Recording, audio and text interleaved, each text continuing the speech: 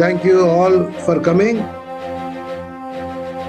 இதனால ரோமர் புத்தகத்துல ரிவிஷன் பார்த்து கொண்டிருக்கிறோம். ரிவிஷன் 3வது பகுதிக்குள்ளாக வந்திருக்கிறோம். நான் எடுத்துக்கொண்டிருப்பது முக்கியமான காரியங்களை ஒவ்வொரு அதிகாரத்திலிருந்து உங்களோடு பகிர்ந்து கொண்டு நான் எடுத்த பாடத்திலேயே திருப்பி ரிவைஸ் பண்ணும்போது அதுல முக்கியமான ஆங்காங்கே ஒவ்வொரு பாயிண்ட்களை டச் பண்ணி போய் கொண்டிருக்கிறேன். அப்பதான் ஓரளவுக்கு நம்ம ரிவைஸ் பண்ணும்போது ஓரளவுக்கு முக்கியமான தேவையான காரியங்களை உங்களோடு பகிர்ந்து கொண்டிருக்கிறேன். இன்னைக்கு 52வது பகுதிக்குள்ளாக வந்திருக்கிறோம். மீள்பார்வை 3வது ரிவிஷன் 3வது பகுதிக்குள்ளாக வந்து கொண்டிருக்கிறோம். கடந்த வாரத்துல நாம் பார்த்தது கைவிடப்பட்டவர்கள். இதுலதான் நம்ம நிறுத்தினோம். ஏன்னா ரோமர் 8:11 எப்படியா சொல்லுகிறது, அன்றியும் இயேசுவை மரித்தோரிலிருந்து எழுப்பினவருடைய ஆவி உங்களில் வாசமாய் இருந்தால், கிறிஸ்துவை மரித்தோரிலிருந்து எழுப்பினவர் உங்களில் வாசமாய் இருக்கிற தம்முடைய ஆவியினாலே சாவுக்கு ஏதுவான உங்களுடைய சரீரங்களை உயிர்ப்பிப்பார். அதனாலதான் அந்த ரகசிய வருகைக்கு ஒரு இதை கொடுத்து நான் உங்களுக்கு விளக்கம் கொடுத்திருந்தேன். உங்களுக்கு தெரிஞ்சதுதான். மரித்தவர்களை எழுந்திருப்பார்கள், உயிரோடு இருக்கும் நாமும் எடுத்துக்கொள்ளப்பட்டு விதமாய் அவருடைய சமூகத்தில் இருப்போம் என்று பார்த்தோம். இது எப்ப நடக்கும் என்பதை இதான் ரகசிய வருகையில கிறிஸ்தவர்கள், மரித்த கிறிஸ்தவர்களும் உயிரோடு இருக்கிற கிறிஸ்தவர்களும் எடுத்துக்கொள்ளப்படுது. இது நடக்கிற சம்பவங்கள் எப்பொழுது பார்த்தீங்கன்னா, கிருபையின் காலத்துல இருக்கிறோம். அடுத்தது சபை எடுத்துக்கொள்ளப்பட வேண்டும். சபை எடுத்துக்கொள்ளப்பட்டதும் உபத்திரவ காலம் தொடங்கும், மகா உபத்திரவ காலம் தொடங்கும். அந்தி கிறிஸ்துவனுடைய ஆட்சி 7 வருடம் நடக்கும். அர்மகதோன் யுத்தம் 1000 வருட அரசாட்சி. அதுக்கு பிற்பாடு சாத்தான் சில காலங்கள் விடுதலையாக வேண்டும். அப்புறம் வெள்ளை சிங்காசன நியாய தீர்ப்பு, புதிய வானம் புதிய பூமி. ரோமர் 8:13 இப்படியே சொல்லுது, மாம்சத்தினுடைய படைத்தால் சாவீர்கள், ஆவியினாலே சரீரத்தின் செயல்களை அழித்தால் பிழைப்பீர்கள். மாம்சம் ஆவிக்கு விரோதமாக, ஆவி மாம்சத்துக்கு விரோதமாக ஒன்று யுத்தம் செய்து கொண்டே இருக்கும். அப்ப நாம என்ன செய்யணும்? ஆவியினாலே சரீரத்தின் செயல்களை அழித்து விட வேண்டும். அதனாலதான் நம்ம எப்பவுமே பரிசுத்த ஆவியினால் நிரப்பப்பட்டிருக்கிறோம். ஏன்னா ஒரு மனுஷன் அவிசுவாசியாக இருக்கும் பொழுது, அவன் தேவனை சொந்த ரட்சகராக ஏற்றுக்கொள்ளும் பொழுது, அவனை விட்டு அசுத்த ஆவி வறண்ட இடங்களுக்கு போயிடும். அங்க போய் இளைப்பாறுதல் தேடியும் கண்டடையாமல், மத்தேயு 12 அப்படிதான் சொல்லப்பட்டிருக்கு. அது திருப்ப நான் விட்டு வந்த என் வீட்டுக்கு திருப்பி போவேன்னு சொல்லி நாம அந்த இடத்துல நம்முடைய சரீரத்துல பரிசுத்த ஆவியான நிறைவு வந்து விட வேண்டும். நீங்க ஆவியினால் நிரப்பப்படாது இருப்பீர்களானால், அந்த பொல்லாத ஆவி பார்க்கும் வீட இது வெறுமையாக்கி நல்ல கிளீனா இருக்குது, உள்ளுக்கு நுழைஞ்சிடும். அது மாத்திரம் இல்ல, பொல்லாத வேறு 7 ஆவிகளை உள்ள கொண்டு செட்டில் ஆயிட்டாங்கன்னா நம்முடைய நிலைமை அதகுதி தான். முன்னிலைமையை காட்டிலும் பின்னிலைமை அதிக கேட்டுள்ளதா இருக்கு. அதனாலதான் ஆவியினால் சரீரத்தின் செய்களை அளித்தால் பிழைப்பீர்கள். அந்த இந்திய சமகால மொழிபெயர்ப்புல அழகா போட்டிருக்குது. ஆகையால் பிரியமானவர்களே, நாம் நம்முடைய மாம்ச இயல்புக்கு கட்டுப்பட்டு அதன்படி வாழ நமக்கு கடமை இல்லை. மாம்ச இயல்பு என்ன? உங்களை பாவம் செய்ய தோண்டும், தீய வார்த்தைகளை பேச தோண்டும், கோபத்தின் உச்சத்திற்கு கொண்டு செல்ல தோண்டும். இதெல்லாம் மாம்ச இயல்புகள். அதான் அழகா போட்டது இந்திய சமகால மொழிபெயர்ப்பு. இந்த மாம்ச இயல்புபடி நீ வாழ்ந்தால் சாவீர்கள். மாம்சம் பயங்கரமானது. மாம்சத்தில் தான் எல்லாம் முன்கோபம், எரிச்சல், எல்லா வகையான வார்த்தைகள் எல்லாமே வரும். அந்த நேரத்தில் ஆவியானவர்கள் நாம நடக்கும் பொழுது, இவர்கள் தேவனுடைய ஆவியினால் நடத்தப்படுகிறார்கள், அவர்கள் தான் தேவனுடைய புத்திரர். ஆனால் பரிசுத்த ஆவியானவரை கொண்டு உங்கள் உடல் செய்யும் பாவ செயல்களை சாகடிப்பீர்களானால் நீங்கள் வாழ்வீர்கள். அந்த மாம்ச இயல்பை நாம தடை பண்ணணும். அதனாலதான் 15ஆம் வசனம் சொல்லுகிறார், அந்தப்படி நீங்கள் பயப்படுகிறதற்கு அடிமைத்தனத்தின் ஆவியை பெறாமல் அப்பா பிதாவே என்று கூப்பிட பண்ணுகிற புத்திர சுவிகாரத்தின் ஆவியை பெற்றீர்கள்.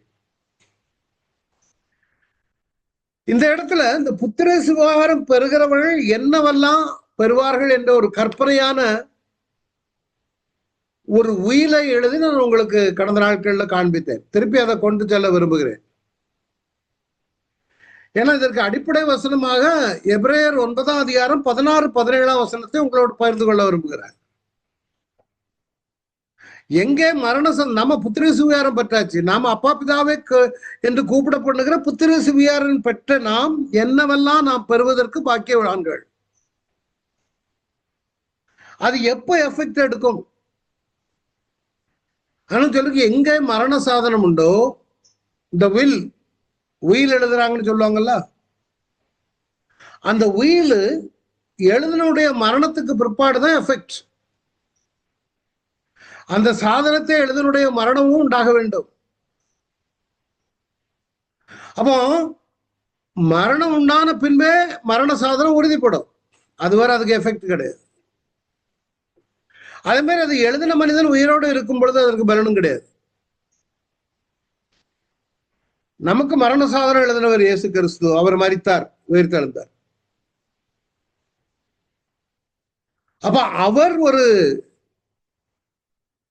உயில் எழுதினால், மரண சாதனம் எழுதினால்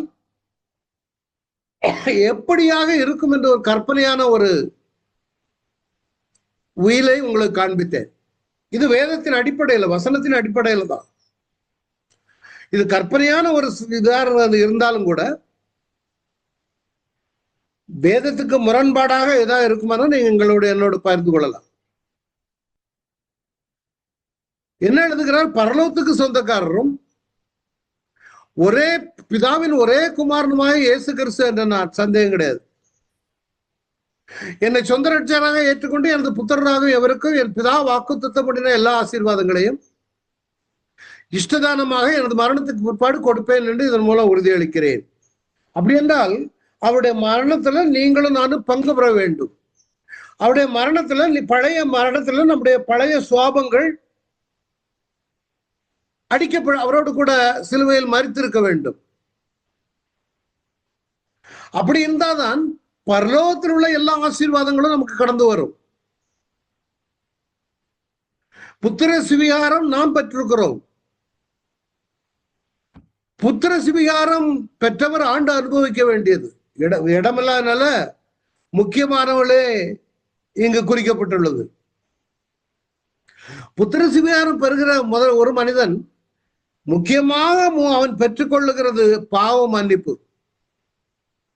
நம்முடைய பாவங்களை நாம் அறிக்கையிட்டால் பாவங்களை நமக்கு மன்னித்து எல்லா அநியாயத்தையும் நீக்கி நம்மை சுத்திகரிப்பதற்கு அவர் உண்மையும் நீதி உள்ளவராக இருக்கிறார். 1 யோவான் 1ஆம் அதிகாரம் 9ஆம் வசனத்தில் இருக்குது. இரண்டாவது ரட்சிப்பு, நீ மீட்கப்படுகிறாய், ரட்சிக்கப்படுகிறாய். ரோமர் 10:9 இன்னைக்கு அதை பார்க்க போகிறோம். கர்த்தராக இயேசுவை உன் வாயினால் அறிக்கையிட்டு தேவன் அவரை மரித்தோரிலிருந்து எழுப்பினார் என்று இருதயத்தில் விசுவாசித்தால் ரட்சிக்கப்படுவாய். அப்ப நாம ரட்சிப்பு என்ற ஒரு கனியை ருசிக்க வேண்டுமானால் நம்ம வாயினால் அறிக்கையிட வேண்டும், இருதயத்தில் விசுவாசிக்க வேண்டும். பாவ மன்னிப்பும் ரட்சிப்பும் பெற்றவர்கள் பரிசுத்த ஆவியின் அபிஷேகத்தை பெறுவது கட்டாயம். அதான் சொன்னாரு, என் பிதா வாக்கு தத்தம் பண்ணின இதோ நான் உங்களுக்கு அனுப்புகிறேன். நீங்கள் உன்னதத்திலிருந்து வருகிற பெலனால் தரிப்பிக்கப்படுகிற வரையிலும் எருசலேம் நகரத்தில் இருங்கள் என்றார். அடுத்தது எபேசியர் 4:30 சொல்லுகிறார், நீங்கள் மீட்கப்படும் நாளுக்கு என்று முத்திரையாக பெற்ற பரிசுத்த ஆவியை துக்கப்படுத்தாதீர்கள்.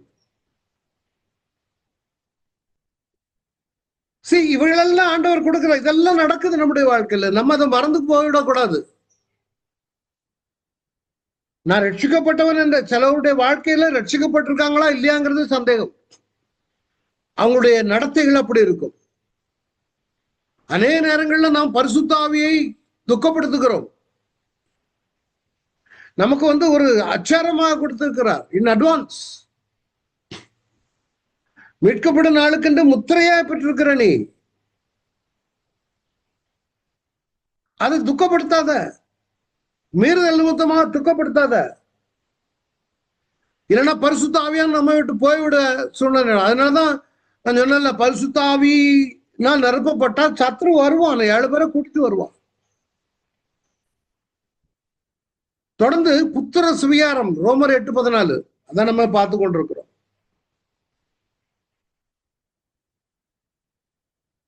3:16 யோவான் 3:16 உங்களுக்கு தெரியும்.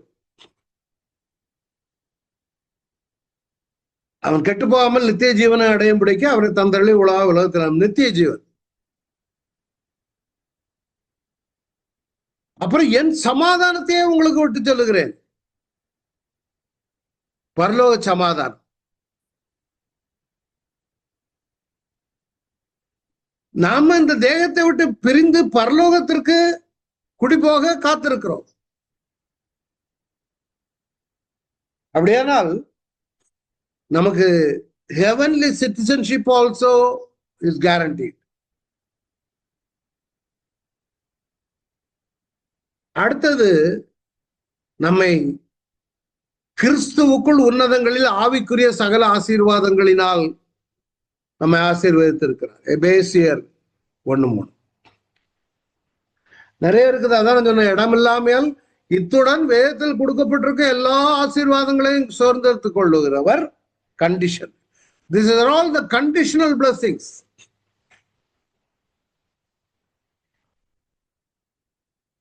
என்ன மெயின் கண்டிஷன் தெரியுமா? எனது மரணத்தின் சாயலிலும் உயிர்த்தெழுதலின் சாயலிலும். ரோமர் 6:5 தான் சொல்லுது. அவருடைய மரணத்தின் சாயலில் இணைக்கப்பட்டவர்களானால் அவர் உயிர்த்தெழுதலின் சாயலில் இணைக்கப்பட்டிருப்போம். இந்த ரெண்டுலையும் இணைக்கப்படாமல் மரணத்தின் எதுக்காக வேண்டி நம்ம இணைக்கப்பட்டிருக்கோம்னா, எத்தனை பேருக்கு தெரியுதோ? அதனால திருப்பி நான் உங்களுக்கு இத சொல்லிக் கொடுக்க கடமைப்பட்டிருக்கிறேன். மரணத்தின் சாயலில் இணைக்கப்பட்டிருப்பதற்கு காரணம் பழைய வாழ்க்கைக்கு முடிவு கட்ட. அதோட நின்று விடக்கூடாது. உயிர்த்தெழுதலின் சாயலில் இணைத்திருக்க வேண்டும். காரணம் ரோமர்ல அதான் சொல்லப்பட்டிருக்கு, புதிதான ஜீவனம் உள்ளவர்களாய்.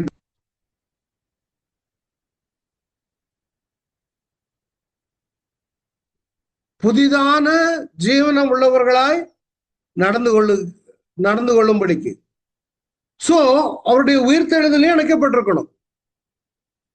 அடுத்தாலும் சொல்லுது, என் மரணத்திற்கு அடையாளமான என் ரத்தம் தெளிக்கப்படாமல் வேறு எந்த வகையிலும் இவர்களை பெற்றுக்கொள்ள முடியாது என்பதனை வாக்கு மூலமாக தெரிவித்துக் கொள்ளுகிறேன். சோ அப்போ ரத்தம் தெளிக்கப்படாமல் வேறு எந்த வகையிலும் இவர்களை பெற்றுக்கொள்ள முடியாது. இத்துடன் வேதத்தில் கொடுக்கப்பட்டிருக்க எல்லா ஆசீர்வாதத்தையும் சுதந்திரத்துக் கொள்ளுகிறேன். இச்சுவியார பாக்கியம் எந்த பாகுபாடுமின்றி ஏற்றுக்கொள்ளும் எல்லோருக்கும் சேர வேண்டியது, யாராக இருந்தாலும் சரி. இவன் இயேசு கிறிஸ்து. இதுல இன்னொன்னு இருக்குது சாராம்சம். நமக்கு பக்கத்துல நம்ம ஒப்பந்த பத்திரிகை. அடுத்தது அவருடைய கண்டிஷன் என்ன? கண்டிஷனல். இது 2 பேருக்கும் ஒரு ஒப்பந்த பத்திரிகைன்னா 2 பேரும் அந்த ஒப்பந்தத்திற்குள்ள வர வேண்டும். அதனாலதான் புதிய உடன்படிக்கையின் ஒப்பந்த பத்திரிகை. ஏன்னா யூஸ்வலா பத்திரம் எழுதும் போது பாத்திருக்கீங்கன்னா 2 பேர் இருப்பாங்க. 1ஆம் லக்கமிட்டவரும் 2ஆம் லக்கமிட்டவரும். சோ அதுல என்ன சொல்லப்பட்டிருக்கிறது? பரலோக உடம்பஸ்தரும் பிதாவின் ஒரே குமாரனுமாகி இயேசு கிறிஸ்து என்றும் 1ஆம் லக்கமிட்டவரும், அதான் 1ஆம் லக்கமிட்டவர் இயேசு கிறிஸ்து. பூலோகவாசியும் ரட்சிக்கப்பட்ட நபருமாகிய 2ஆம் லக்கமிட்டவர். இப்ப நான் இளங்கோவும் செய்து கொள்ளும் ஒப்பந்த புதிய உடன்படிக்கை பத்திரம். அந்த ஒப்பந்தத்தின்படி மிருகங்களின் ரத்தத்தினால் உண்டான பழைய உடன்படிக்கையை நித்திய மீட்பை உண்டு பண்ண தவறினபடினால், அது மிருக பலி பழைய ஏற்பாடு, அதை ரீப்ளேஸ் பண்ணதுக்கு 1ஆம் லக்கமிட்ட இயேசு கிறிஸ்து அவர்கள் தன்னுடைய சொந்த ரத்தத்தினால புதிய உடன்படிக்கையை ஏற்படுத்தி மீட்பை, நித்திய மீட்பை ஏற்படுத்தி உள்ளதால் எபிரேயர் 9:15 முதலாம் உடன்படிக்கையின் காலத்தில் நடந்த அக்கிரமங்களை நிவர்த்தி செய்யும் பொருட்டு அவர் மரணம் அடைந்து அழைக்கப்பட்டவர்கள் வாக்குத்தத்தம் பண்ணப்பட்ட நித்திய சுதந்திரத்தை அடைந்து கொள்வதற்காக புதிய உடன்படிக்கையின் மத்தியஸ்தரா இருக்கிறார் என்று சொல்லி இயேசுவை சொல்லப்பட்டது. அப்ப அவரை, இந்த புதிய உடன்படிக்கையை ஏற்படுத்தியிருக்கிற அவரோடு, அவரை ஏற்றுக்கொள்ளவர்களோடு மாத்திரம்தான் இந்த ஒப்பந்தம்.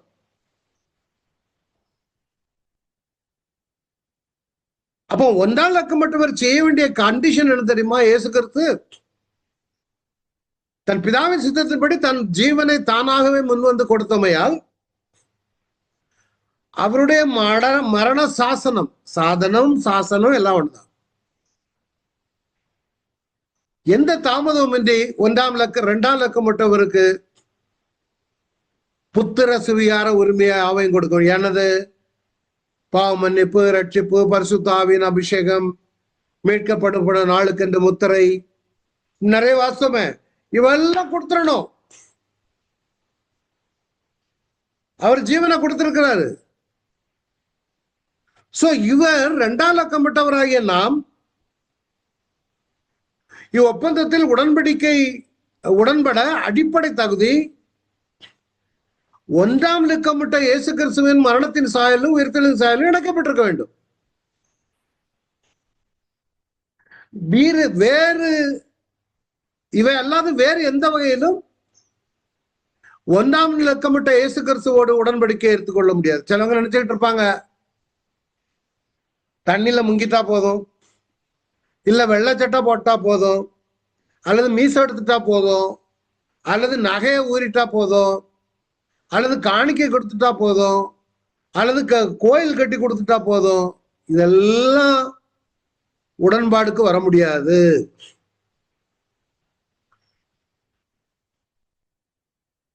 ஒன்றால் லக்கமிட்டவர் மரித்ததோடு முடியவில்லை. இப்ப நீங்க அவருக்கு கீழே போயிட்டீங்கன்னு வைங்க, then he is responsible. இயேசுவானவர் உங்களுடைய வாழ்க்கையில் நடக்கிற ஒவ்வொரு சம்பவங்களுக்கும் அவர் தான் பொறுப்பு. உங்களுக்கு வியாதி வரலாம், மரணம், தொல்லை, பாடுகள் எதுனாலும் எப்போ அவரோட உடன்படிக்கைக்குள்ள போயிட்டீங்களோ நமக்கும் பொறுப்பு இருக்கான. அவருடைய பொறுப்பு மேலானது. 1ஆம் நபர் எல்லா சூழ்நிலைகளிலும் வியாதி மரணமே நேரிடதா இருந்தாலும் உடனே அங்க பரலோகம் கொண்டு போயிடும். தொல்லைகள், பாடுகள், உபத்திரங்கள். அதனாலதான் கிறிஸ்துவ அன்பை விட்டு யார் பிரிக்க முடியும்? 8ஆம் அதிகாரம் கடைசியில வருது. அப்போ நம்மோடு கூட துணை நின்று உண்மையிலே பிரமாதமா ஆண்டவர் நம்ம நடத்துவார். அண்மையில எனக்கு கடந்த வாரத்துல ஒரு சம்பவம் நடந்துச்சு. எனக்கு ப்ராஸ்டேட் ப்ராப்ளத்துல ரொம்ப கஷ்டப்பட்டுட்டு இருந்தேன். யூரின் கண்ட்ரோல் இருக்காது. ரொம்ப அநியாயத்துக்கு கஷ்டப்பட்டேன். ஆனா எனக்கு தெரியாது. 2022 பார்த்தேன், டாக்டர் சொல்லிட்டாங்க ஒன்றும் பயப்படுறதுக்கு அவ்வளவு ஒன்றும் இல்லைன்னு. நான் நினைச்சேன் நான் எடுக்கிற டேப்லெட்னாலதான் ஏதோ வந்திருக்கு அப்படின்னு சொல்லிட்டு, இடையில ஒரு தலைச்சுத்து வந்துச்சுன்னு சொல்லி ஒரு கேஸ்ட்ரோஎன்ட்ராலஜிஸ்ட பார்க்க போனேன். அவர் எனக்கு எல்லா டெஸ்டும் எழுதி பார்த்துட்டு அல்ட்ராசவுண்ட் எழுதினாரு. அங்க போன இடத்துல ஆக்சிடென்டலா கண்டுபிடிச்சாங்க, உங்க ப்ராஸ்டேட் என்லார்ஜ் ஆயிருக்கு. உடனே அதே ஃப்ளோர்ல யூரோலஜிஸ்ட் இருக்காரு, அவரை போய் பார்த்தேன். ஒரு இந்து டாக்டர். அவர் பார்த்ததும் அவரு, எஸ் உங்களுக்கு பெருசா இருக்கு, நான் ஒரு மெடிசன் தரேன், நீங்க டெய்லி 5 மணிக்கு எடுக்கணும். Thank you sir, definitely I will do that. 10 நாள்ல உங்களுக்கு எஃபெக்ட் தெரியும். ஓகே சார் அப்படின்னு மருந்து வாங்கிட்டு வந்துட்டேன். 10 நாளைக்கு பிறகு தான் உங்களுக்கு தெரியும்னாரு.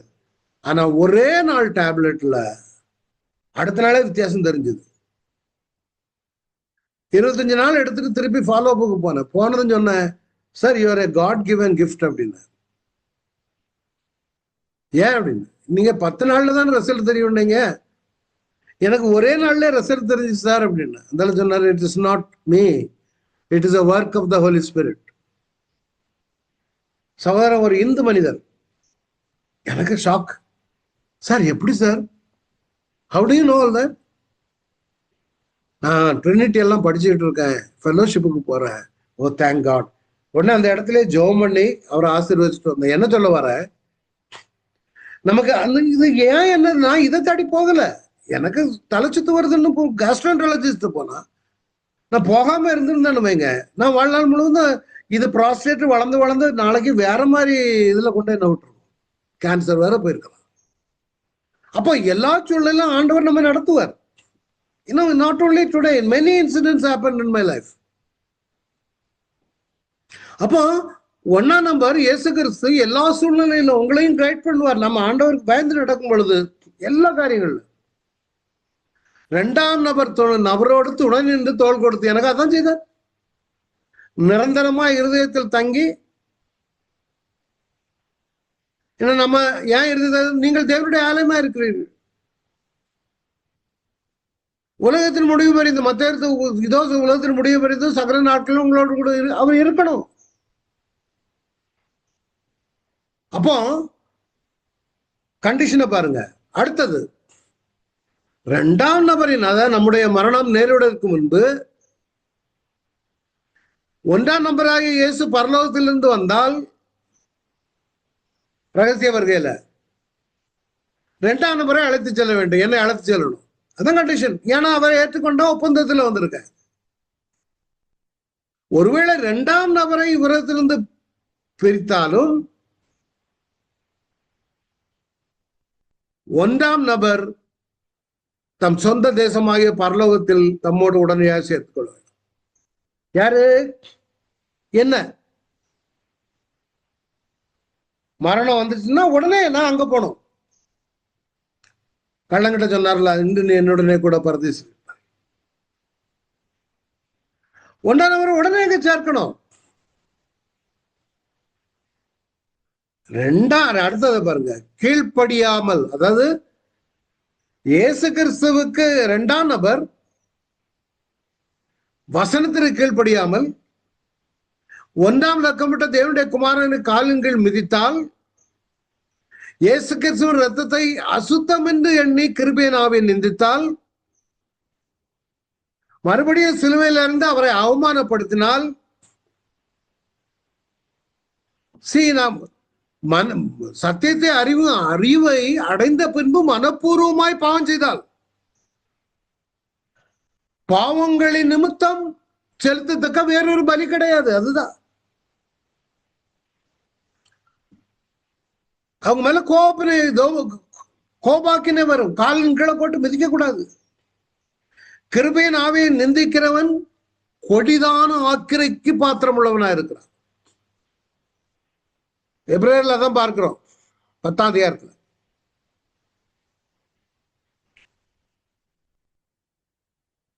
மறுதலித்து போனவர்கள் எபிரேயர் 6:6 சொல்லுது, மறுதலித்து போனவர்கள் தேவனுடைய குமாரனை தாங்களே மறுபடியும் சிலுவையில இருந்த அவமானப்படுத்துகிறபடினால் மறுபடியும் அவர்களை புதுப்பிக்கிறது கூடாத காரியம். சோ இப்படியெல்லாம் செய்தால் ஆக்கினைக்கு பாத்திரவனா இருப்பான், யாரா இருந்தாலும் சரி. இதனால் ஒரு இழப்புக்கு 1ஆம் நபர் இயேசு கிறிஸ்து உத்தரவாதம் அல்ல. கட்டளையை மீறும் பட்சத்தில் ஒப்பந்தம் செல்லாது. மேற்கூறிய எல்லா விதிமுறைகளுக்கும், மேலும் வேதத்தில் காணும் எல்லா விதிமுறைகளுக்கும் நாங்கள் இருவரும் உடன்பட்டு பரிசுத்த ஆவியானவரை சாட்சியாக வைத்து புதிய ஒப்பந்தத்தில் ஒப்பந்தம் விடுகிறோம். ஒன்னாம் நபர் இயேசு கிறிஸ்து, 2ஆம் நபர் உங்க பேர். இதை ஒரு பிரிண்ட் பண்ணி கையெழுத்து போட்டு வச்சுக்காங்க.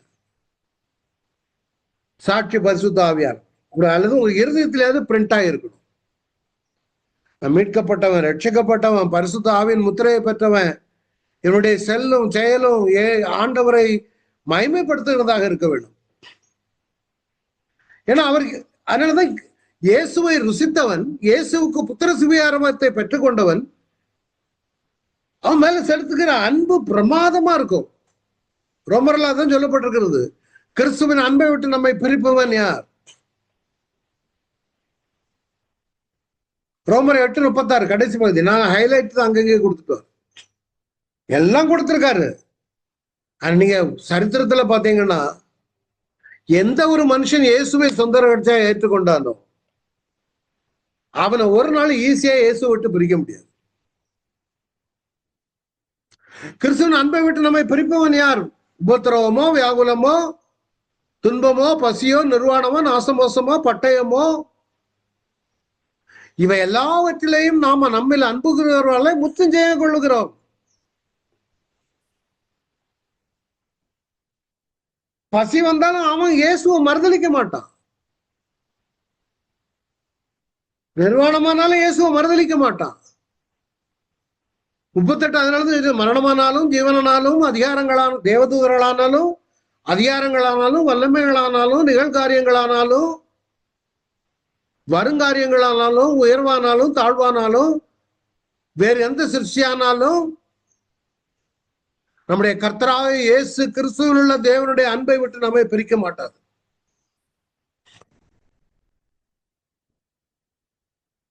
ரெண்டாயிரத்தி 15 ஒரு சம்பவம் நடந்துச்சு.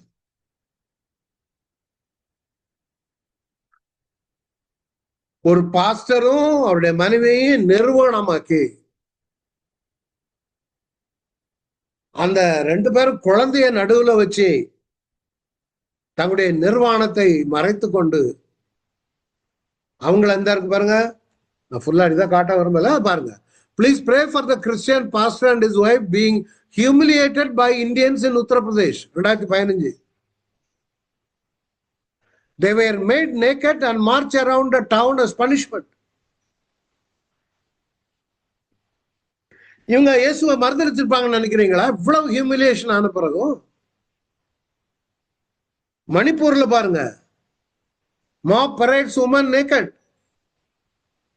இவங்க மறுதளிச்சாங்களா? இல்ல. லிபியால பாருங்க, அதே சம்பவம் லிபியால நடக்குது. 21 பேர் காப்டிக் இஜிப்சியன் கிறிஸ்டியன்ஸ் கடற்கரை ஓரத்துல போய் முழங்கால் போட்டு அவனை மறுதலின்னு சொன்னானுங்க.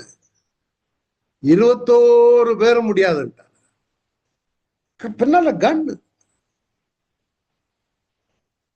ஏன்னா அவங்களுக்கு தெரியும், மரணம் நேரிட்டாலும் நாங்க பரலோகத்துக்கு போய்விடுவோம். இயேசுவின் அன்பு விட்டு இவங்களை ஒரு நாளும் பிரிக்க முடியாது. நீங்க ஆதி அப்போஸ்தலரை எடுத்துக்கிட்டாலும் சரி, ரோமருடைய ஆட்சி காலத்துல கேளிக்கை அரங்குகளில் மனிதர்களை, மிருகங்களுக்கு இரையாக கிறிஸ்தவர்களை மிருகங்கள் சீறி பாய்ந்து அவர்களை கிழித்து கொல்லும் பொழுது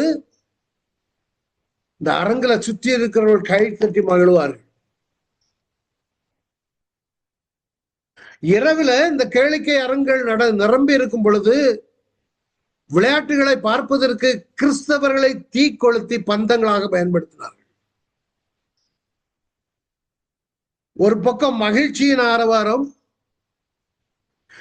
தீ எரிந்து கொண்டிருக்கிற கிறிஸ்தவர்களின் ஆரவாரம் ஒரு பக்கம்,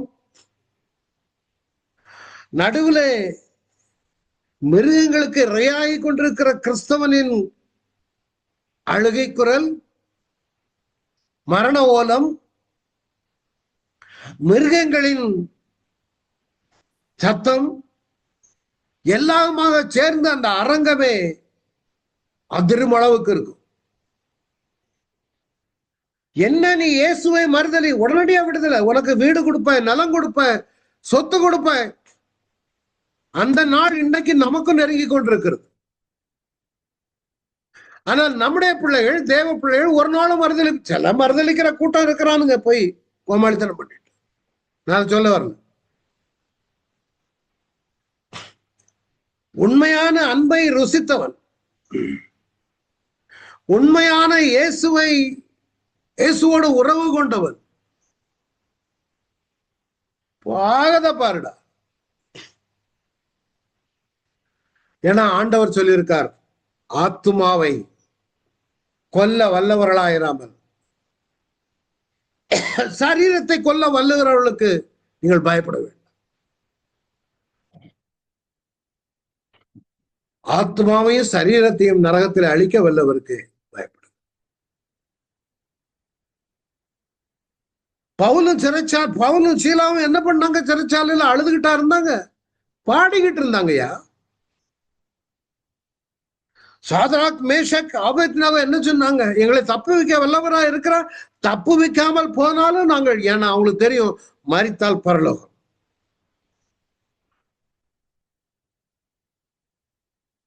தானியல் சிங்க குகையில ஜபித்துக் கொண்டிருக்கிறான், சிங்கங்கள் தூங்கி கொண்டிருந்தது. 3 நாள் பட்னியா கிடக்குது சிங்கம். வாய் அவங்களுக்கு தெரியும், நான் மரித்தால் பரலோகம். இதே இன்னைக்கு ஈரான்ல ஜெபம் பண்ணிக்காங்க. இதே ஈரான்ல பாஸ்டர் டிபாஜ் என்பவரை, அவர் பயங்கரமான ஊழியம் அன்னைக்கு 80s நினைக்கிறேன். அவரை அரசாங்கம் கூப்பிட்டு சொன்னாங்க, நீ கிறிஸ்தவத்தை போதிக்க கூடாது. அவர் அரசாங்கத்தை பார்த்து சொன்னார், என்னுடைய சகோதரர்கள் இஸ்லாமியர்கள் கண் தெரியாமல் கிணற்றின் விளிம்பில் நின்று கொண்டிருக்கிறார்கள், பாதாளத்தில். அடுத்த அடி வைத்தால் பாதாளம் போய் விடுவார்கள். அதனால அவர்களை காப்பாற்ற வேண்டியது என்னுடைய கடமை. அந்த பாஸ்டர் சொல்றாரு, அசம்பிளிஸ் ஆஃப் காட் பாஸ்டர் டிபாஜ், இங்க அடிச்சு பாருங்க. அரசாங்கம் சொல்லுச்சு, டேய் நீ அவங்கள காப்பாத்துறங்கிற, உன் லைஃப் உன் கையில இருக்கு இல்ல தெரியுமா? எங்க கையில தான் இருக்குது. நாங்கள் நினைத்தா இன்னைக்கே உன்னை கொண்டுருவோம். திபாஜ் சொன்னாரு, சார் நீங்க கொன்னீங்கன்னா, என்ன கொன்னீங்கன்னா நல்லதுதான் செய்வீங்க. நீங்க என்னை கொன்றீங்கன்னா நான் நேரம் இயேசுப்பாட்ட போவேன். நீங்க என்ன கொல்லாம விட்டீங்கன்னா நான் இயேசுவுக்காக வாழ்வேன். If you don't kill me now, I will live for Jesus. But if you kill me now, I will be with Jesus. Within a week, ஒரு வாரத்தில் அவரை கொன்னு ஒரு பார்க்ல எரிஞ்சிட்டாங்க பணத்தை. ஆனா இன்றைக்கு அவளெல்லாம் விதைச்ச விதை இன்றைக்கு கிறிஸ்தவம் இன்னைக்கு சபைகள் எல்லாம் கொண்டாடிக்கிட்டு இருக்காங்க. இப்போ இன்றைக்கு இன்னும் 2 நாள்ல விடுதலை. சர்ச்சஸ் எல்லாம் த்ரைவிங்கா இருக்குது. எழுப்புதல் எங்க? ஈரான்ல. Keep watching and keep praying for that country. கிறிஸ்துவ அன்பை ருசித்தவன் ஒரு நாளும் பின்வாங்க மாட்டான். ஏன்னா அவர் நம்மள மீட்டு எடுத்திருக்கான், அவருக்கு பிள்ளை. ஆனா நாம சாத்தாம்புள்ள மாதிரி பிஹேவ் பண்ணு வைங்களேன், அவர் கஷ்டப்படுவார். ஏடா நீ என் பிள்ளைன்னு உன்னை நான் தூக்கி புத்திர சுவிகாரம் கொடுத்து உன்னை கழுகி பரிசுத்த ஆவியின் அபிஷேகம் எல்லாம் கொடுத்து வச்சிருக்க, நீ என்னடா கெட்ட வார்த்தையும் அசிங்கமா வாழ்ந்துகிட்டு இருக்க? He will feel sorry for choosing you. Heavenly citizen, புத்திர சுவிகாரம் கொடுத்திருக்காருல்ல, பரலோக குடியுரிமை. அப்போ பரலோகத்தில் உள்ள மனுஷனு மாதிரி நம்ம வாழணுமா இல்லையா? அல்லது நரக மனுஷனு போல வாழணுமா? தீவிரவாதி போல துப்பாக்கி தூக்கிட்டு இருந்தா? நாம் ஆசீர்வதிக்கப்பட்ட பிள்ளைகள். அப்படிதான் இஸ்ரவேலரை சபிக்க பிழையாம அழைத்தான் பாலாக்கு. 7 தடவை 7 மெசேஜ் அவன் சபிப்பதற்கெல்லாம் நான் ஆசீர்வதிக்கவே கட்டளைப்பட்டேன். அந்த ஜனங்கள் ஜாதிகளோடு கலவாமல் தனியாக இருப்பார்கள். நிறைய நிறைய சொன்னான்.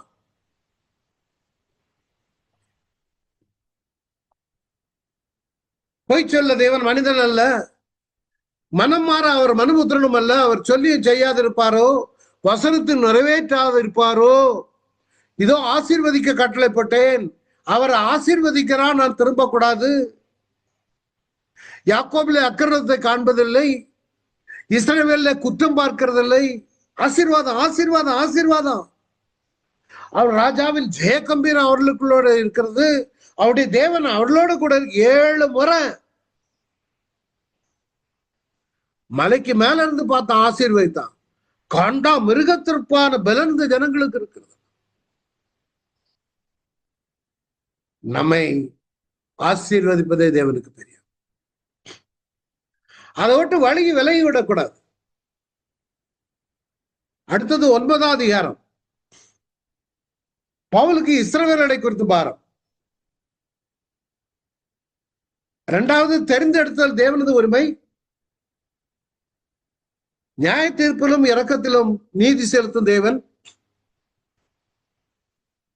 அதுதான் முக்கியமான இந்த 3 காரியங்கள்.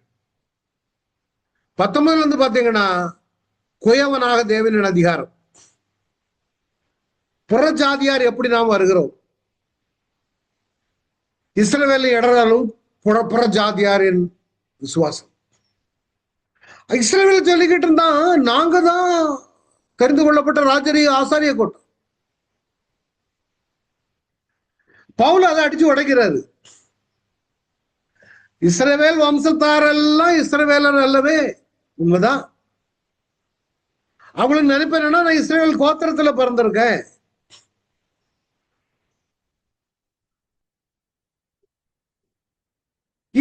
நாம் எப்படி ஆபிரகாமுடைய வாக்குத்தத்தத்தை பெற்றுக்கிறோம்? அந்த வம்சத்துல பிறக்கலையே. நமக்கும் அவர்களுக்கும் மத்தியஸ்தர் இயேசு கிறிஸ்து இருக்கிறார். அதனாலதான் நம்ம அந்த பாக்கியம் பெற்றுக்கொள்ள தகுதியுடையவர்களா இருக்கிறோம். இஸ்ரவேல் வம்சத்தார் எல்லாரும் இஸ்ரவேலர் அல்லவே. மாம்சத்தின்படி இவர்கள் எல்லாம் மாம்சத்தின்படி பிறந்திருந்தாலும் அவர்கள் ஆபிரகாமின் சந்ததியார் ஆனாலும் அவங்களுக்கு அதான் பெருமை. மாம்சத்தின்படி நாங்க பிறந்தா உடனே அவங்களுக்கு நிறைய இன்னைக்கு சாதி, நம்ம இதுல இந்த சாதி இவங்கெல்லாம் என்னன்னா மாம்சத்தின்படி பிறந்த அது கொலப்பெருமை, சாதி பெருமை, அசிங்கம். கேப்பான், கிறிஸ்தவனே கேப்பான், நீ தெருவுக்கு மேக்கையா கிழக்கையா? கிறிஸ்தவன்கிட்ட தான் அதிகம். தெருவுக்கு மேக்க கிழக்க கண்டுபிடிக்க முடியலன்னா நீ யாரு, உங்க அப்பா யாரு, உங்க அப்பா யாரு, இன்னாருக்கு பிரதரா நீங்க அல்லது இன்னாருக்கு அசிங்க brother. Sorry to say this. இவங்க எல்லாருமே அதாவது ரட்சிக்கப்படாமல் ரட்சிக்கப்பட்டு தேவனுடைய பிள்ளைகளா மாறுகிறது தான் தேவனுடைய பிள்ளைகள். எந்த சாதியில பிறந்தாலும் சரி, எந்த குலத்துல பிறந்தவனாலும் சரி, கலரானாலும் கற்பானாலும் வெள்ளையானாலும் சொல்லையானாலும் நீ தேவனுடைய பிள்ளைகளாக முடியாது. ஆபிரகாமின் சந்ததியில வந்தவர்களுக்கே பிள்ளைகள் அல்லன்னா நான் விலாவரியால எடுத்தேன். மாம்சத்தினுடைய பிள்ளைகளானவர்கள் தேவனுடைய பிள்ளைகள் அல்ல. அப்ப வாக்கு தத்துவத்தின்படி பிள்ளைகளானவர்கள். அதுதான் அங்கதான் ஈசாக்கு வர்றாரு. விளக்கமா எடுத்த என்றைக்கு நீங்க இயேசுவை ஏற்றுக்கொள்ளுகிறீர்களோ நீங்கள் வாக்கு தத்துவத்தின் பிள்ளைகள். அந்த சந்ததியில நாம வந்து பிறக்கிறோம். இதுல நீ இஸ்ரவேல ஆன உடனே கிடையாது. ஒன்னையும் தூக்கி தூர போடுறதுக்கு அந்த குயவனுக்கு முடியும். ஒரு குயவனாக தேவனுக்கு அதிகாரம் உண்டு. கனமானால் அது கனவீனமான பாத்திரமாக உங்களை மாற்றுவார். அதை பார்த்தோம். ஒன்னும் பெரிய ஸ்காலரா மாத்தலாம், ஒண்ணு இல்லாதவனா மாத்தலாம். டிபெண்ட்ஸ் நீங்களும் நானும் எப்படி அவருடைய கையில பயனுள்ள அந்த இணைந்து விட்டு கொடுத்து இந்த களிமண்ணை போல செயல்படுகிறோமோ அவ்வளவாய் தேவன் நம்மை ஆசீர்வதிப்பார். இருதயத்தில் ஒரு அல்லேலூயா சொல்லுங்க. இந்த புதிய ஆண்டுல ஒரு பெரிய ஒரு பிரேக் த்ரூ வரட்டும். உங்களோட இந்த ஸ்டடியில் நிற்காம இதை கொண்டு போய் மற்றவங்களுக்கு சொல்லுங்க. உங்க வீட்டுல உள்ள பக்கத்துல உள்ள பிள்ளைகள் எல்லாம் கூப்பிட்டு வச்சு ஒரு ஸ்டடி எடுங்க. என்னுடைய நோட்ஸ் கிடைக்கலன்னா கேளுங்க, நான் தரேன். பிள்ளைகளுக்கு சொல்லி கொடுங்க. சும்மா உங்களோட நின்று விடாம மற்றவர்களுக்கு இது கடந்து போகட்டும். குயவனும் களிமண்ணும், அதான் நம்ம குயவன் எப்படியெல்லாம் பயன்படுத்துகிறார் பாருங்க. சர்வ வல்லமுடைய தேவனின் படைப்பாற்றல். இதுல களிமண் நாம விட்டு கொடுக்கணும். இணக்கமான தன்மை இருந்தாதான் முடியும். நம்ம இணக்கமான தன்மையா அவருக்கு விட்டு கொடுக்கும் பொழுது ஒவ்வொரு மனுஷனும் வெவ்வேறு நோக்கங்களோடு தேவன் உருவாக்குவார். நீங்க எதிர்பார்க்காத பெரிய காரியங்களை நம்முடைய வாழ்க்கையில செய்வார். அந்த குயவன் கையில நீங்க விட்டு கொடுத்து பாருங்க. 9ஆம் அதிகாரத்துல பிரித்தெடுத்தல் தேவனுடைய உரிமை. மாம்சத்தின்படி பிறந்தவர்கள் இஸ்ரவேலர் அல்லவே அல்ல. ஆவியின்படி பிறந்தவர்கள், மறுபடியும் பிறந்தவர்கள், இயேசுவை சொந்த ரட்சகராக ஏற்றுக்கொண்டவர்கள், அது இஸ்ரவேலர் ஆனாலும் சரி, இஸ்ரவேலர் இல்லாதவர்களானாலும் சரி, இந்துவானாலும் சரி, இஸ்லாமியர்களானாலும் சரி, வாக்கு தத்துவத்தின்படி பிறந்தவர்களே உன்னதத்தின் ஆசீர்வாதங்களுக்கு தகுதியுடையவர்கள். அவர்களை தேவன் வெவ்வேறு நோக்கங்களோடு உருவாக்குவார்.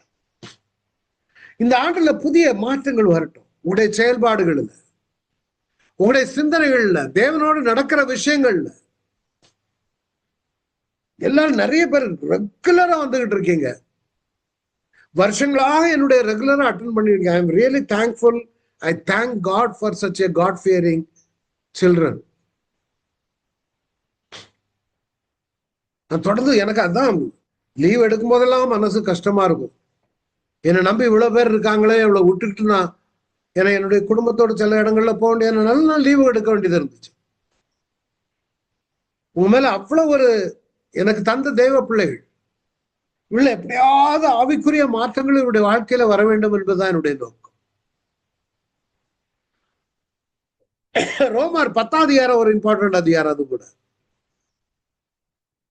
ரோமர் 10ஆம் அதிகாரத்துல வேத அறிவில்லாமல் இஸ்ரவேலனும் வைராக்கியம்.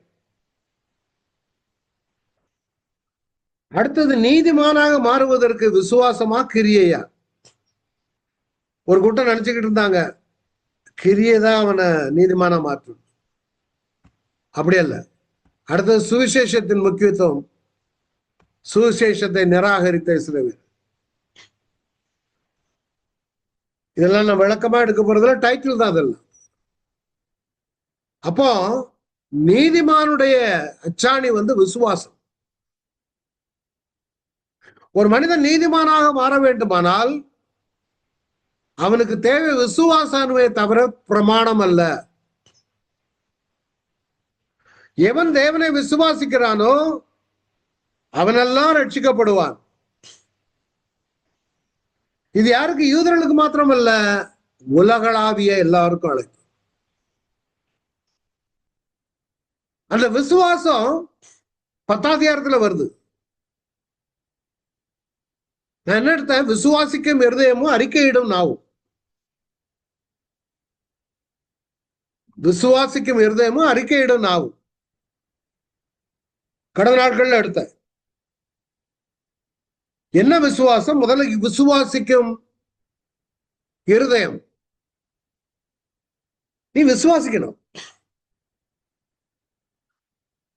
அவரை மரித்தோரிலிருந்து எழுப்பினார் என்று ஒரு இருதயத்தில் விசுவாசித்தார்.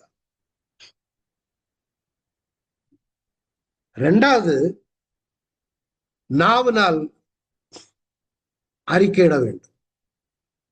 இருதயத்தை நிரவினால் வாய் பேசும். அவரை மரித்தவர்களிருந்து எழுப்பினாண்டு ஒரு இருதயத்தில் விசுவாசித்தால், கர்த்தராய இயேசுவை உன் வாயினால் அறிக்கையிட்டால், நீ என்னவாய்? ரட்சிக்கப்படுவாய். நீ ரட்சிக்கப்படுவாய். அதோடு மாத்திரம் அல்ல, உன்னை நீதிமானாக மாற்றுவார். நீதி உண்டாக இருதயத்தில் விசுவாசிக்கப்படும். அறிக்கையிடணும். இயேசு கிறிஸ்து கர்த்தர் என்று நாவுகள் யாவும் அறிக்கை பண்ணும்படி. ஏன்னா நாம அவரை கர்த்தர் என்று சொல்றதுதான். அதனாலதான் எல்லாருக்கும் மேலான நாமத்தை அவருக்கு கொடுத்தார். அடிமையின் சிலுவையின் மரண பரியந்தம் அடிமையின் ரூபப்படுத்தப்படினால எல்லாவற்றுக்கும் மேலான நாமத்தை அவருக்கு எதுக்கு கொடுத்தாருன்னா, நீங்களும் நானும் அறிக்கை பண்ணணும். அறிக்கை பண்ணாம நடக்காது. போன வாரம் எடுத்த இந்த ரட்சிப்பின் படிகளை குறித்து எடுத்த, இன்னைக்கு அதை இந்த படிகள் இன்னொரு இதில் கொடுத்துருக்கும் பாருங்க. அறிக்கை, நற்செய்தி அறிவித்தல். அதனாலதான் நம்ம போய் சொல்றோம். கேள்விப்படுதல். கேள்விப்பட்ட பிறகு அவன் விசுவாசிக்கணும். விசுவாசித்த பிற்பாடு மனம் திரும்ப வேணும், அறிக்கையிட வேணும். அடுத்ததுதான் ஞானஸ்தானம். இந்த படிகள் இல்லாம ஒண்ணுமே நடக்காது. நிறைய இதெல்லாம் அடிச்சு உடைச்சிட்டு நேர முக்கிய எடுத்து ஒரு மாயையான விசுவாசிகளை இன்னைக்கு உருவாக்கி கொண்டிருக்கிறாங்க. 10ஆம் அதிகாரம் முடிஞ்சது. 11ஆம் அதிகாரம். இன்னும் ஒட்டு வைக்கிறது செடி. ஒட்டு வைப்பதன் மூலம் தேவன் புறஜாதிகளுக்கு நாம எப்படி வந்திருக்கோம்னா, நம்ம காட்டு ஒலிவ மரமாக இருந்தோம்.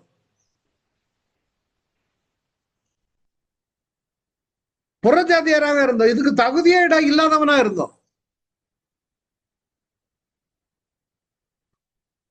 நம்ம அவர் கிருபையா இருந்தபடியினால்தான் ஒட்டு வைப்பதன் மூலம் தேவன் புறஜாதிகளுக்கு காட்டும் இரக்கம். அதான் இதுல போட்டிருக்கு. பக்கத்துல ஒரு செடி இருக்கு பாருங்க. இந்த இருக்கு பாருங்க. இந்த மெயின் கிளை இஸ்ரவேலர்.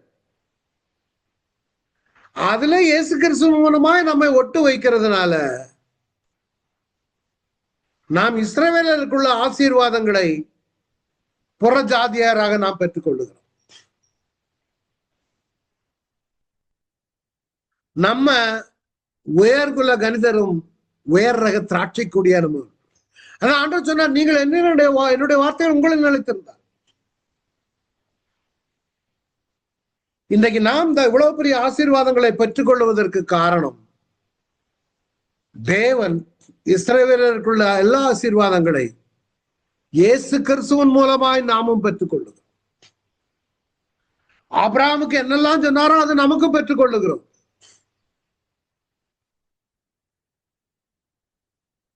அடுத்தது 12ஆம் அதிகாரத்துல உங்களுடைய ஜீவ பலியாக நம்ம எப்படி ஒப்பு கொடுப்பது, அந்த முதல் பாயிண்ட எடுத்துட்டு நான் கடந்து செல்லுகிறேன். 12ஆம் அதிகாரம் முதல்ல சொல்லுகிறது, ஜீவ பலியாக ஒப்பு கொடுத்து மறுரூபமாக. ஒவ்வொன்றும் இங்க கொடுத்திருக்கிறேன். ஒரே ஒரு வசனத்தை பார்ப்போம். அப்படி இருக்க சகோதரரே, உங்கள் சரீரங்களை பரிசுத்தமும் தேவனுக்கு பிரியமான ஜீவ பலியாக ஒப்பு கொடுக்கணும். இப்போ எல்லாம் செய்துட்டாரு. You need to surrender your body. இதுவே நீங்கள் செய்யத்தக்க புத்தியுள்ள ஆராதனை. இந்த பிரபஞ்சத்திற்கு ஒத்த வேஷம் தெரியும். நிறைய பேர் பிரபஞ்சத்திற்கு ஒத்த வேஷம் போடுவாங்க. தேவனுடைய நன்மையை பிரியமான பரிபூர்ண சித்தம் என்னதென்று பகுத்தறியத்தக்கதாக உங்கள் மனம் புதிதாகிறதுனாலே மர்வமா. உங்களுடைய சரீரங்களை தான் சர்வாங்க தகன பலி. சர்வ அங்க தகன பலி. சர்வ அங்கத்தையும் நம்ம தகன பலியாக ஒப்பு கொடுக்க வேண்டும். நீதியின் ஆயுதங்களாக தேவனுக்கு ஒப்புக் கொடுங்கள். நீங்கள் உங்கள் அவயங்களை நீதியின் ஆயுதங்களாக பாவத்திற்கு ஒப்புக்கொடாமல் உங்களை மருத்துவரிலிருந்து பிழைத்திருக்கிறவர்களாக தேவனுக்கு ஒப்புக் கொடுத்து உங்கள் அவயங்களை நீதிக்குரிய ஆயுதங்களாக ஒப்புக் கொடுங்கள்.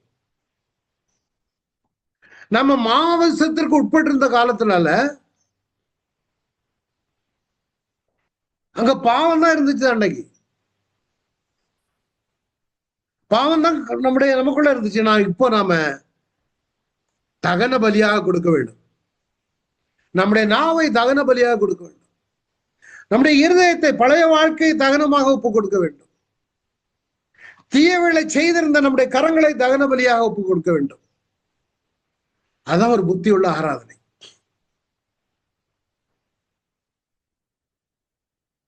நம்முடைய மனம் புதிதாகிக் கொண்டே இருக்க வேண்டும். எல்லாம் ஒப்பந்தம் எல்லாம் போனோம், எல்லாம் சரிதான்.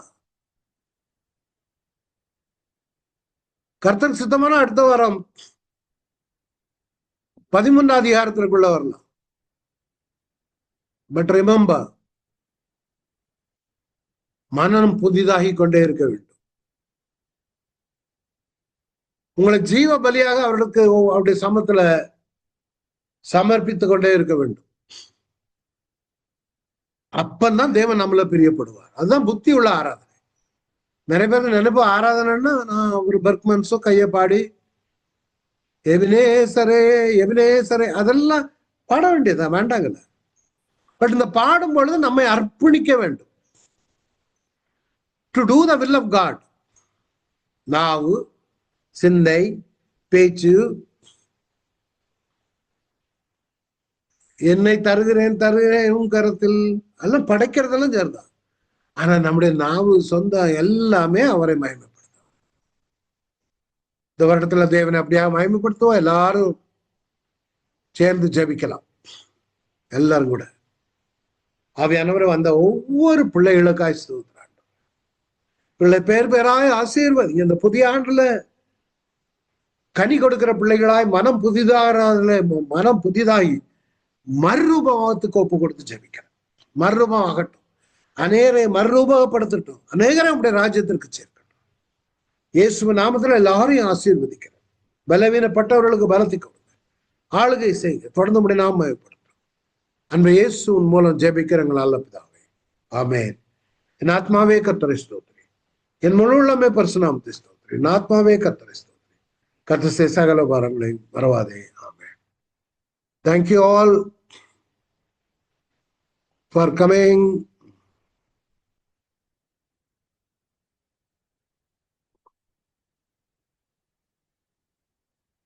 Thank you. பாப்போம்.